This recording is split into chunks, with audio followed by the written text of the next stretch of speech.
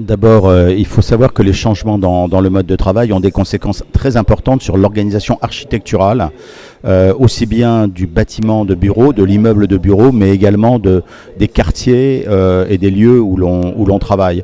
Il y a trois phénomènes qu'il faut avoir en tête. Le premier, c'est qu'il y a de plus en plus souvent des travailleurs mobiles, hein, des travailleurs qui n'ont pas de lieu de travail au sens traditionnel du terme, et qui vont aller bosser dans des cafés, dans des tiers-lieux, dans des espaces d'innovation, et bien sûr dans des espaces de coworking. Donc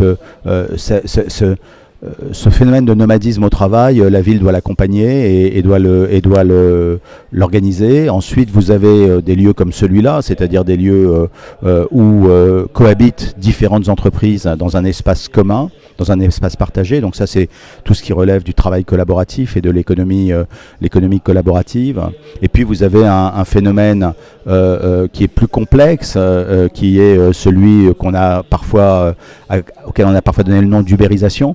C'est-à-dire des salariés qui sont payés à la tâche, qui sont mal protégés socialement, et auxquels la ville doit être attentive pour qu'il n'y ait pas d'abus sociaux.